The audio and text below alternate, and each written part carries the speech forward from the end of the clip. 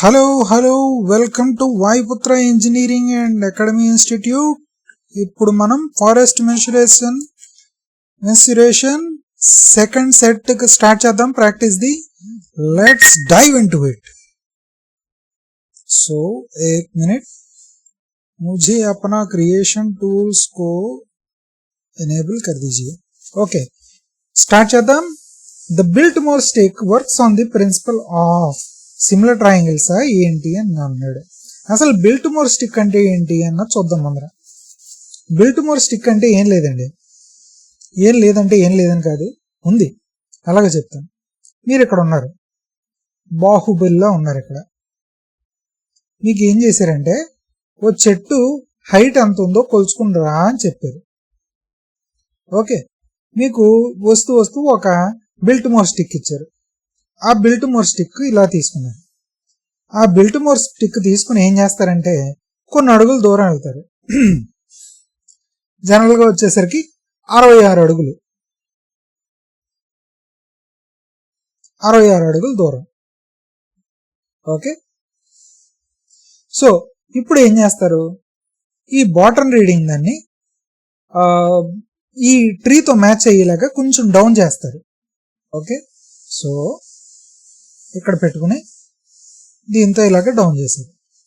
ఈ top reading వచ్చేసరికి ఇంకొంచెం డౌన్ సారీ నేను మళ్ళీ చెప్తాను, ఏం అనుకోకుండా. I'm sorry. ఓకే, జస్ట్ ఇప్పుడు బిల్ట్మోర్ స్టిక్ తీసుకుని జనరల్ గా 66 అడుగులు దూరం వెనక్కి వెళ్తారు.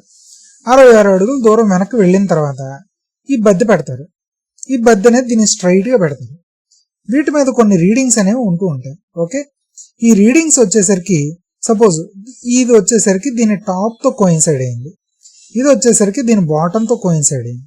ఓకే, సో దీన్ని బట్టి ఏం చేస్తాడు వీడు, బాటమ్ తో కోయిన్సైడ్ అయింది. ఓకే, జస్ట్ మినిట్, కొంచెం ఇబ్బంది అవుతుంది. సో ఇప్పుడు ఒకసారి మనం ఎలా చెప్పుకుందాం. బిల్ట్మోర్ స్టిక్ ఉంది.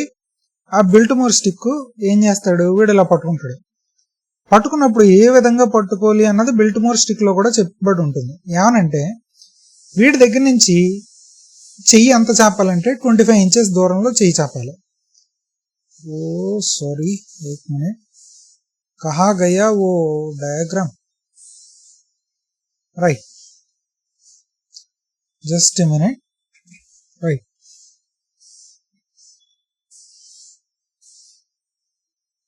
వీడు ఏం చేయాలంటే ఇక్కడ నుంచి 25 ఇంచెస్, వీడు మొహం నుంచి 25 ఇంచెస్ దూరంలో స్టిక్ ఉండాలి. ఓకే, ఇంకో కలర్ ఇట్టు రాద్దాం. 25 inches double line 25 inches. Okay, so ఎంత దారిలో పెట్టుకున్నాడు స్టిక్. మళ్ళీ ఎంత ఎత్తులో పెట్టుకోవాలి, గ్రౌండ్ నుంచి ఒక 4.5 ఫీట్ ఎత్తులో పెట్టుకోవాలి. ఓకే, నెక్స్ట్ వచ్చేసరికి ట్రీ బేస్ దగ్గర నుంచి 66 ఫీట్ దూరంలో ఉండాలి స్టిక్ అనేది. ఇప్పుడు వీడు చూస్తాడు, ఏమని చూస్తాడు వీడు, జస్ట్ మినిట్, ఇక్కడ నుంచి టాప్కి చూస్తాడు, ఇక్కడ నుంచి బాటంకి చూస్తాడు. ఓకే, సో ఇదంతా కూడా ఏమవుతుంది, వీడి ఐ లైన్ కలుస్తుంది. సో బేసిక్ గా ఫిగర్ ఎలా కనిపిస్తుంది అంటే వీడి ఐ ఇది,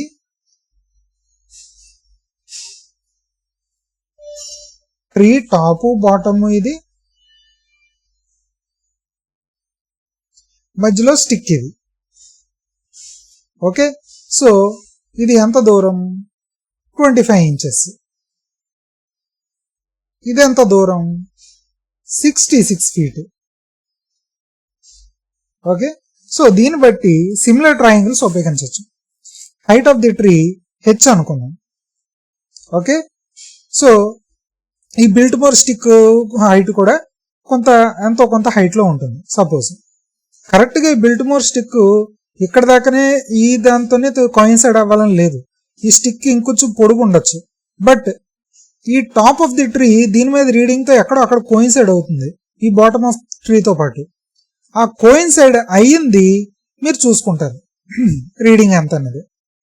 సో ఇక్కడికి స్మాల్ హెచ్, ఇక్కడ వచ్చేసరికి ఇది క్యాపిటల్ హెచ్, ఇది వచ్చేసరికి స్మాల్ హెచ్.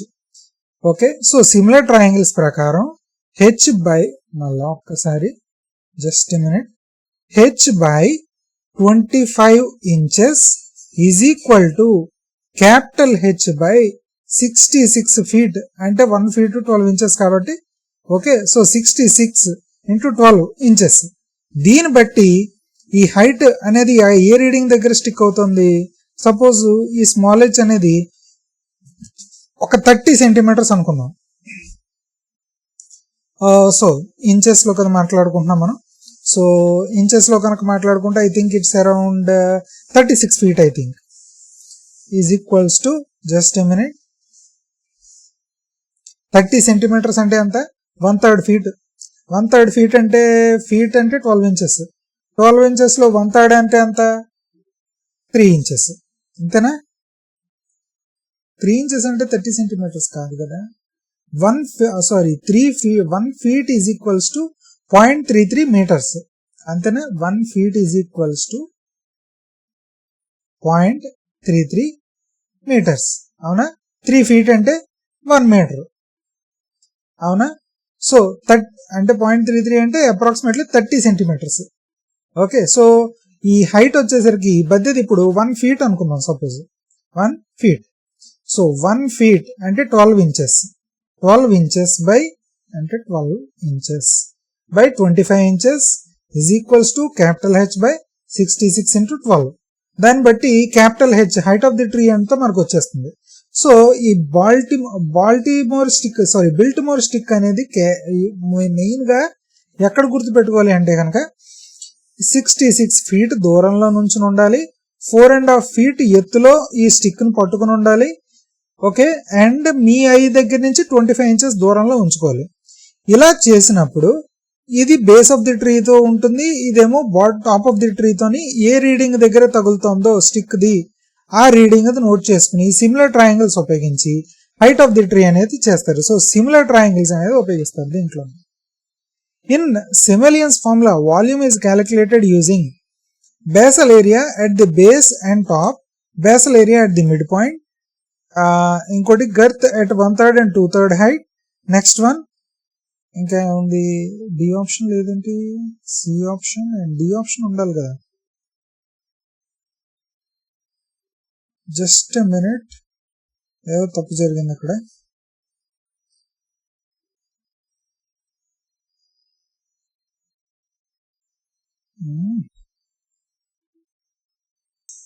ఐమ్ సారీ, కొన్ని ఆప్షన్స్ అనేవి కట్ అయ్యి దానివల్ల కరెక్షన్ చేయడానికి పాస్ చేయాల్సి వచ్చింది. In Smalian's formula volume is calculated using, అసలు సిమిలియన్స్ ఫార్ములా ఏంటో ముందర చూద్దాం. సిమిలియన్స్ ఫార్ములా అంటే ముందర చూద్దాం ఒకసారి. సిమిలియన్స్ ఫార్ములా అంటే its area at the top plus area at the bottom by 2 into height of the tree. So చూస్తే కనుక basal area at the base and top volume is calculated using basal area at the midpoint, లేకపోతే basal area at the midpoint. basal area at the midpoint అంటే ఏంటి, ఇదే area at the top plus area at the bottom divided by 2. ఆ రెండు పెట్టి average చేస్తేనే వచ్చేది ఈ మిడ్ పాయింట్ ఫార్ములా. కాబట్టి సెకండ్ వన్ వచ్చేసరికి basal area at the base and the basal area at the top. So అది correct answer. Mid point, direct mid point ఉపయోగించేది ఏంటి, హ్యూబస్ ఫార్ములా. ఓకే, హ్యూబస్ ఫార్ములానే డైరెక్ట్ మిడ్ పాయింట్ ఉపయోగిస్తుంది. Okay, so next one, which of the following are true about the increment. Current annual increment is growth in current year, నిజమే. Mean annual increment is total volume divided by age, నిజమే. Mean annual increment is equal to current annual increment at biological rotation age, నిజమే. CIA becomes negative in over mature stands, ఇది కూడా నిజమే. So main గా మీకు graphs గురించి ఒకసారి చెప్తాను వినండి. ఒక ట్రీ ఉంది, దాని ఏజ్ తీసుకోండి. ఓకే, దాని వాల్యూము ఎంత ఉత్పత్తి చేస్తుంది, meter cube in a hectare in a year. First year current annual increment అంటే ఏంటి, ఫస్ట్ 0, 1, 2, 3, 4, 5, 6. ఓకే, సో 0 తీరప్పుడు ఏమంత మీటర్ క్యూబ్ లేదు. ఫస్ట్ ఇయర్ వచ్చేసరికి సంథింగ్ ఎంత ఉంది, సెకండ్ ఇయర్ వచ్చేసరికి ఇంకొంచెం ఉంది, థర్డ్ ఇయర్ వచ్చేసరికి ఇంకొంచెం ఉంది, ఫోర్త్ ఇయర్ ఇంకొంచెం ఉంది, పీక్ వచ్చేసింది, తర్వాత ఫిఫ్త్ ఇయర్ దగ్గర తగ్గింది, సిక్స్త్ ఇయర్ దగ్గర తగ్గింది, ఇంకా ఇలా తగ్గుతూ వెళ్ళింది. అంటే ఫోర్త్ ఇయర్ దగ్గర వచ్చేసరికి మెచ్యూర్ అయిపోయింది. దీన్ని ఏ ఇయర్కి ఆ ఇయర్కు వచ్చే ఇంక్రిమెంట్ని కరెంట్ యాన్యువల్ ఇంక్రిమెంట్ అంటారు. ఇప్పుడు మీన్ యాన్యువల్ ఇంక్రిమెంట్ అంటే ఏంటంటే 0 నుంచి మొదలవుతుంది, ఫస్ట్ నుంచి మొదలవుతుంది. సో ఫస్ట్ ఇయర్ అప్పుడు 0 ఇయర్ నుంచి ఫస్ట్ ఇయర్ వరకు ఎంతైతే గ్రోత్ వచ్చిందో దాంట్లో యావరేజ్ వాల్యూ. సెకండ్ ఇయర్కి ఫస్ట్ ఇయర్కి సెకండ్ ఇయర్ వరకు అంటే 0 to 1, 1 to 2 ఈ 2 ఏళ్ల మధ్యలో ఎంతైతే గ్రోత్ వచ్చిందో దాంట్లో average value. Next third year అంటే గత మూడేళ్ల గ్రోత్ ని తీసుకుని దాన్ని యావరేజ్ చేయడం. ఫోర్త్ ఇయర్ అలాగే, ఫిఫ్త్ ఇయర్ అలాగే, సిక్స్త్ ఇయర్ అలాగా పెరుగుతూ వచ్చింది. ఇది కూడా ఎక్కడొక్కడ తగ్గుతుంది. సో ఇది మీన్ యాన్యువల్ ఇంక్రిమెంట్ అని అంటారు. ఓకే, సో ఇక్కడ mean annual increment current annual increment ఓ చోట ఈక్వల్ అయ్యాయి. ఆ ఈక్వల్ అయిన పాయింట్ నే బయోలాజికల్ రొటేషన్ అని అంటారు. సో ఈ బయోలాజికల్ రొటేషన్ ఏం చేస్తుంది, ఇంతకు మించి ఎదిగేది ఏం లేదు, ఏమైనా ఉంటే తర్వాత పాడైపోతుంది చెట్టు, ఇంకా మీరు ఈ చెట్టుని శుభ్రంగా హార్వెస్ట్ చేసుకుని వుడ్ కింద వాడుకోవచ్చు అని చెప్తుంది ఈ బయోలాజికల్ రొటేషన్ అనేది. లేదా దీన్ని ఇంకా డిలే చేద్దాం, మ్యానిపులేట్ చేద్దాం అని అంటే కనుక ఈ పీక్ రీచ్ అవ్వక ముందరే అంటే ఈ ఈక్వల్ అవ్వక ముందరే థిన్నింగ్ అనేది చెయ్యొచ్చు. థిన్నింగ్ అంటే పైన ఉన్న ఆకుల్ని తెంపేసి ఉంచితే కనుక గ్రోత్కి ఇంకొంచెం సహకరిస్తూ ఉంటుంది. సో ఇక్కడ వచ్చేసరికి current annual increment is growth in current year, నిజమే. Mean annual increment is the total volume divided by age, ఇది కూడా నిజమే. MAI is equal to CAI at biological rotation age, నిజమే చెప్పాను కదా. CAI becomes over negative in over mature stands. ఇక్కడ CAI చూస్తే పెరిగి పెరిగి పెరిగి మళ్ళీ తగ్గిపోతూ ఉంటుంది, తగ్గిపోయి ఒక్కోసారి నెగిటివ్ లోకి కూడా వెళ్తుంది. నెగిటివ్ ఎందుకు వెళ్తుంది అంటే గనక ఒక చెట్టు ఇంకా తర్వాత దాని మాస్ అనేది కోల్పోతూ ఉంటుంది, పుచ్చు పట్టడమో పురుగు పట్టడమో ఇలాంటివన్నీ దాని ఏజ్ వచ్చే కొద్దీ కోల్పోతూ ఉంటుంది. దానివల్ల మాస్ ఉత్పత్తి అవడం కాదు కానీ మాస్ ఇంకా పోతూ ఉంటుంది. సో ఓవర్ మెచ్యూర్ దాంట్లో నెగిటివ్ కూడా అవుతూ ఉంటుంది, నిజమే. So D all of the above. Next one, Christen hypsometer దేనికి, వెడ్జ్ ప్రెజం దేనికి, ఫార్మ్ క్వశ్చన్ దేనికి, క్లినోమీటర్ దేనికి. సో హిప్సోమీటర్ అనేది చూద్దాం. హిప్సోమీటర్ అనగానే మీరు గుర్తుపెట్టేసుకోండి, హిప్సోమీటర్, ఆల్టీమీటర్. ఓకే, ఇది వచ్చేసరికి మీకు మెయిన్ గా ట్రీ హైట్ గురించే పెట్టుకుంటూ ఉంటారు. ఓకేనా. So A is 2. Next wedge prism, ఇది ఒక చిన్న గ్లాస్ స్లిట్ లో ఉంటుంది. దీనికి బేసల్ ఏరియా ఫ్యాక్టర్ అని అంటూ ఉంటారు. ఒక్కోసారి 4, 10, 12 ఇలాగ రకరకాల బేసల్ ఏరియా ఫ్యాక్టర్స్ అనేవి ఉంటూ ఉంటాయి. ఓకే, సో ఒక చెట్టు ఉంది. ఓకే, దాన్ని ఈ అద్దం నుంచి చూసినప్పుడు పైన ఇలా ఉండి, ఓకే, అద్దంలోని కొంత రిఫ్రాక్షన్ ఉండడం వలన ఈ ఏదైతే అద్దంలో పడిందో బ్రాంచ్ కూర్చు ఇలాగా ఈ ఎడ్జ్ ఓవర్లాప్ అవుతాయి. ఇదేమో పక్కకి వెళ్ళిపోయినట్టు కనిపిస్తుంది ఈ బ్రాంచ్ అనేది. ఇటువంటి చెట్లని 0.5 కింద కౌంట్ చేస్తూ ఉంటారు. అదే వెడ్జ్ ప్రిజం దాంట్లో చూస్తే గనక చెట్టు ఇలాగే ఉంది, కానీ ఆ చెట్టు ఆ వెడ్జ్ దాంట్లో కనిపించేది బయటకు ఉంది, బయటకు కనిపిస్తుంది ఇది ఆ బ్రాంచ్ అనేది. అప్పుడు అటువంటి చెట్లని 1 కింద కౌంట్ చేస్తారు. ఒకవేళ ఆ వెడ్జ్ ప్రిజం కి లోపలే ఉందనుకోండి, సపోజ్ అంటే చెట్టు ఇలా ఉంది, ఓకే, ఇంకా లోపలికే ఉంది, ఇది బయటికి వెళ్ళలేదు, ఎడ్జ్ని కూడా ఓవర్లాప్ అవ్వలేదు, ఇటువంటి చెట్లని 0 కింద కౌంట్ చేస్తారు. సో ఇలా ఎన్నైతే వచ్చాయో అన్ని చెట్లని కూడా లెక్కేస్తారు. సపోజ్ ఇలాంటి చెట్లు ఒక 4 వచ్చాయి, ఇలాంటి 0.5 చెట్లు ఒక 6 వచ్చాయి. So 4 into 1 plus 6 into 0.5, 4 into 1 plus 6 into 0.5 ఎంత అయింది, 7 అయింది. సో 7 into వెడ్జ్ ప్రిజంకి ఒక్కొక్క దానికి ఒక్కొక్క ఫ్యాక్టర్ ఉందని చెప్పాను కదా, BIF ఫ్యాక్టర్ అని. సో 10 ఫ్యాక్టర్ వెడ్జ్ ప్రిజం ఉండొచ్చు, 4 ఫ్యాక్టర్ వెడ్జ్ ప్రిజం ఉండొచ్చు. 10 ఫ్యాక్టర్ అనుకుందాం అనుకోండి. So 7 into 10 70 meter square per hectare. అంటే మీకు బేసల్ ఏరియా వచ్చేసరికి ఎంత వచ్చింది అంటే అక్కడ వుడ్ ఉన్న ఏరియా వచ్చేసరికి 70 మీటర్ స్క్వేర్ పెర్ హెక్టార్ కింద వచ్చింది. సో వెడ్జ్ ప్రిజం అనేది ఎప్పుడు కూడా మీకు బేసల్ ఏరియా క్యాలిక్యులేట్ చేస్తూ ఉంటారు. So A is 2 and B is 1. Form quotient అంటే ఏంటంటే ఫారం కోషంట్ అంటే it's dia at 50% above DBH divided by dia at DBH. Okay, అంటే ఓ చెట్టు తీసుకున్నారు అనుకోండి, ఒక చెట్టు తీసుకున్నారు. ఓకే, 1.37 మీటర్స్ ఎత్తులోని ఆ చెట్టు డయా ఎంత ఉందో చూస్తారు. అది డయా at DBH. ఇప్పుడు మిగిలిన హైట్ ఉంది చూసారు, ఆ మిగిలిన హైట్ లో 50% ఎత్తులో చూస్తారు. ఈ మిగిలిన హైట్ వచ్చేసరికి సపోజ్ ఈ టోటల్ హైట్ వచ్చేసరికి ఎంత H, ఇది వచ్చేసరికి H - 1.37 కదా. ఈ H - 1.37 లోని డివైడెడ్ బై 2 50%. ఇక్కడ ఒక మార్క్ పెట్టుకుని అక్కడ ఎంత వచ్చింది డయా అన్నది చూస్తారు. అది డయా at 50%, మిడ్ పాయింట్ డయా లాంటిది, కానీ అబౌవ్ DBH. సో ఈ రెండిటి రేషియో తీస్తేనే మీకు వచ్చేది ఏంటి, ఫారం కోషంట్. ఈ ఫారం కోషంట్ దేన్ని మెజర్ చేస్తుంది అంటే కనుక టేపర్నెస్ ని మెజర్ చేస్తూ ఉంటుంది. టేపర్నెస్ అంటే ఒక చెట్టు మొదలు చూసుకుంటే కింద ఎక్కువగా ఉంటుంది టేపర్ అనేది, డయా అనేది పైకి తక్కువగా ఉంటుంది డయా. సో ఇక్కడ పైనుంచి కిందకి డయా తగ్గే రేటుని టేపరింగ్ అంటారు.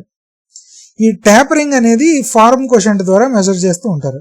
సో పైన డయా తక్కువ, కింద డయా ఎక్కువ, కాబట్టి ఆబ్వియస్లీ ఫారం కోషంట్ అనేది <1 కింద ఉంటుంది. ఎప్పుడు కూడా ఫారం కోషంట్ అనేది ఎప్పుడు కూడా <1 కింద ఉంటుంది.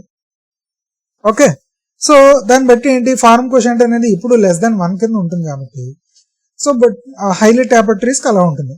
బట్ మీకు ఫారం కోషంట్ అనేది ఏజ్ మెచ్యూర్ అవుతున్న కొద్దీ కూడా పెరిగిపోతూ ఉంటుంది, అది గుర్తుపెట్టుకోండి. ఎందుకంటే టేపరింగ్ అనేది తగ్గుతూ ఉంటుంది ఏజ్ పెరుగుతున్న కొద్దీ కూడా ఆల్మోస్ట్ సిలిండర్ షేప్ లోకి వచ్చేస్తూ ఉంటాయి చెట్లు అనేవి. సో ఫారం కోషంట్ అనేది ఇంక్రీజెస్ విత్ ఏజ్. ఓకే, ఇది గుర్తుపెట్టుకోండి. సో ఫారం కోషంట్ అనేది taper measurement. So C is 4. క్లినోమీటర్ అనేది it's for angle measurement. D is 4. So 2134 A is the right answer. Artificial form factor is more accurate than absolute form factor for volume estimation. It is based on the actual sample trees from the stand అని అంటాడు. అసలు artificial form factor అంటే ఏంటి, okay next ఇంకోటి ఏంటి, absolute form factor అంటే ఏంటి అన్నది చూస్తే కనుక అబ్సల్యూట్ అన్నా నార్మల్ అన్నా రెండు ఒకటే. ఏంటి అంటే కనుక వాల్యూమ్ ఫ్యాక్టర్ అనేది they represent the volume of the tree divided by the volume of the tree at the diameter at the base height. Okay, so మీరు చూస్తే కనుక ఇక్కడ వచ్చేసరికి ఆర్టిఫిషియల్ ఫామ్ ఫ్యాక్టర్ అనేది ఏమవుతుంది, artificial form factor it is random. అంటే మీకు artificial form factor లోని artificial form factor is equals to volume of tree true divided by volume of tree at any dia. ఇది diameter at the base height DBH దగ్గరైనా అవసరం లేదు artificial form factor. అదే absolute లేదా normal form factor వచ్చేసరికి true volume of tree divided by volume of tree at DBH. So ఇది main గా వచ్చేసరికి ఇక్కడ వచ్చేసరికి ఆర్టిఫిషియల్ ఫామ్ ఫ్యాక్టర్ అనేది అట్ ఎనీ డయా ర్యాండమ్ ఎక్కడ అప్పర్ స్టెమ్ డయా తీసుకోవచ్చు, లోయర్ స్టెమ్ డయా తీసుకోవచ్చు, ఎక్కడైనా తీసుకోవచ్చు. ఇక్కడ వచ్చేసరికి మెయిన్ గా డిబిహెచ్ దగ్గరే లోకల్ అయిపోవడం వలన యాక్యురేట్ గా రాదు, కొంత అండర్ ఎస్టిమేషన్ వస్తూ ఉంటుంది. బట్ ఇక్కడ volume of the true volume of the tree తీసుకుంటున్నాం, volume of the tree at any time of the dia అన్నది తీసుకుంటున్నాం. అది యావరేజ్ తీసుకోవచ్చు, ఏమన్నా చేసుకోవచ్చు మనం. So at any dia at any cross section అన్నది చూసి చేసుకున్నప్పుడు ఇది నార్మల్ ఫ్యాక్టర్ తో పోలిస్తే కనుక యాక్యురేట్ అవుతుంది. It is based on the actual sample trees from the stand. ఇది కూడా నిజమే. ఏదైతే శాంపుల్ ట్రీస్ తీసుకున్నామో ఆ శాంపుల్ ట్రీస్ నుంచి తీసుకున్న స్టాండ్ ఇది. So fifth one is the A answer. Next one, sixth one, which is not a type of form factor? Absolute form factor, 1 minute. Absolute form factor, normal form factor ఇవి రెండు ఒకటే. Artificial form factor it is from sample trees. Volume form factor అనేది లేనే లేదు. So D is the right answer. The normal form factor whether a species is determined from, it is from the fully stocked stands of different ages లేదా sample trees in working plane area. ఏది right answer అని అంటే కనుక it's fully stacked ideal stands. Okay, fully stacked stands of different ages. Okay species మీకు form factor అనేది ఏంటి అంటే కనుక it gets influenced by age of tree.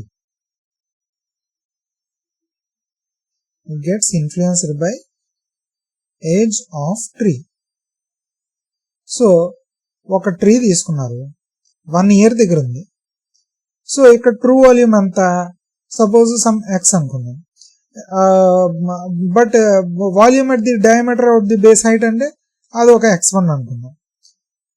2 years వచ్చేసరికి ఇంకొంచెం పొడుగ్గా అయ్యింది. ఓకే, సో ఇక్కడ వచ్చేసరికి x2 x3. సో ఇక్కడ ఈ x2/x3 రేషియో, ఈ x/x1 రేషియో వచ్చేసరికి డిఫరెంట్ గా ఉంటాయి. చూస్తే గనక మీకు రేషియోస్ అనేవి డిఫరెంట్ గా ఉంటాయి. ఓకే, మీకు చూస్తే గనక ఫస్ట్ రేషియో అనేది తక్కువగా ఉండొచ్చు నార్మల్ ఫార్మ్ ఫ్యాక్టర్ అనేది. But they seem to be increasing with age. అంటే నాట్ ఆల్ స్పీసీస్, అన్ని స్పీసీస్ అని చెప్పలేం, but mostly they increase with age. So ఇలా డిఫరెంట్ స్పీసీస్ కి ఫార్మ్ ఫ్యాక్టర్స్ ఎలా చేంజ్ అవుతున్నాయి అన్నది చూస్తారు ఒకసారి ఒక స్పీసీస్ కి. అది చూసి ఒక గ్రాఫ్ గీస్తారు. ఆ గ్రాఫ్ గీసినప్పుడు సాధారణంగా ఎలా ఉంటుందంటే అనమార్ఫిక్ గ్రాఫ్ కింద ఉంటుంది. ఆల్మోస్ట్ 1కి రీచ్ అవుతాయి age and form factor. Anamorphic graph కింద ఉంటుంది. సో ఇది ఒక స్పీసీస్ ఆఫ్ ది ట్రీకి, ఇది ఒక స్పీసీస్ కి. ఇంకో స్పీసీస్ కి వేరేగా ఉండొచ్చు, ఇంకో స్పీసీస్ కి వేరేగా ఉండొచ్చు. ఇలా ఫార్మ్ ఫ్యాక్టర్స్ డిఫరెంట్ స్పీసీస్ అన్నిటికీ కూడా ఎనమార్ఫస్ కింద ఇలాగా ఉంటూ ఉంటాయి.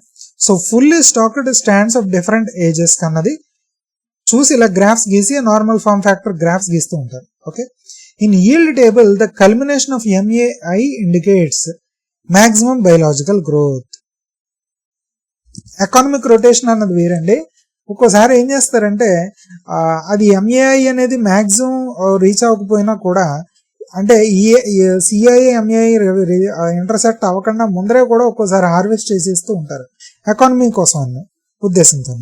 సో ఈల్డ్ టేబుల్ దాంట్లోనే మెయిన్ గా ఈ ఏదైతే కల్మినేషన్ ఆఫ్ MAI అని ఉందో అది మాక్సిమం MAI లేదా మాక్సిమం బయలాజికల్ గ్రోత్ ని ఇండికేట్ చేస్తుంది. Okay, next one, the relascope is more commonly used for variable radius plot sampling. ఇక్కడ మీకు చెప్తాను ఈ రెలాస్కోప్ అనేది ఎలా ఉపయోగిస్తారు అన్నది నేను చెప్తాను. ముందర ఒక పాయింట్ మీరు తీసుకుంటారు, చుట్టూ ఫారెస్ట్లు ఉన్నాయి, రకరకాల చెట్లు, పెద్దవి చిన్నవి బుల్లివి బోల్డ్ అన్ని చెట్లు ఉన్నాయి. ఓకే, సో ఇక్కడ ఏం చేస్తారంటే ఒక పాయింట్ దగ్గర తీసుకుంటారు. ఓకే, దాన్ని బట్టి ఇక్కడ ఉన్న రేడియస్ అంతటిని కూడా క్యాలిక్యులేట్ చేస్తూ ఉంటారు రెలాస్కోప్ ఉపయోగించి. నెక్స్ట్ ఇదే పాయింట్ దగ్గర నుంచి మళ్ళీ రొటేట్ అవుతారు. ఈ ఫ్రేమ్ లో వచ్చిన ట్రీస్ అన్నిటిని కూడా కౌంట్ చేస్తారు. మళ్ళా రొటేట్ అవుతారు. ఈ ఫ్రేమ్ లో వచ్చిన ట్రీస్ అన్నిటిని కౌంట్ చేస్తారు. మళ్ళా రొటేట్ అవుతారు. ఈ ఫ్రేమ్ లో వచ్చిన ట్రీస్ అన్నిటిని కౌంట్ చేస్తారు. ఇలా కౌంట్ చేస్తూ మీరు బేసల్ ఏరియా అనేది మెజర్ చేయడం జరుగుతుంది ఈ రెలాస్కోప్ ఉపయోగించి. So this is comes under the variable radius plot sampling. Which method uses the stump diameter to estimate the original tree diameter at the base height? ఇది స్టంప్ అనాలిసిస్ పెట్టుకుని ఉపయోగిస్తూ ఉంటారు main గా కూడా. ఈ స్టంప్ అనాలిసిస్ అంటేనే మీకు గుర్తు వచ్చేయాల్సింది ఏంటంటే ఆ స్టంప్ డయామీటర్. స్టంప్ అంటే ఏం లేదండి, ఓ చెట్టును నరికేస్తారు. ఓకే, ఆ చెట్టును నరికేసినప్పుడు మీకు ఏదైతే సపోజ్ ఇలాగ ఫుల్ చెట్టు ఉంది అనుకుందాం అండి. ఓకే, దీన్ని నరికేశారు. ఓకే, నరికేస్తే ఏమైంది, చిన్న బేస్ కింద ఉంటుంది. ఓసారి డైనింగ్ టేబుల్ మీద కూర్చొని అలా పెట్టుకుంటారు, లేకపోతే కుర్చీలో కూర్చొని అలాగ ఉంటూ ఉంటారు కదా, దీన్ని స్టంప్ అంటారు. ఈ స్టంప్ అనేది ఇక్కడ ఎంత డయా ఉందో చూసి దాన్ని బట్టి ఈ చెట్టు diameter at the base height 1.37 మీటర్లో ఎంత ఉండేదో అని మోడలింగ్ చేస్తూ ఉంటారు.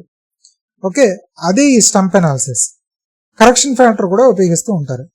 కరెక్షన్ ఫ్యాక్టర్ అంటే ఏం లేదండి, ఫార్మ్ ఫ్యాక్టర్ లాంటిది అది కూడా. ఓకే, సో ఇక్కడతో మనం ఆపుదాం.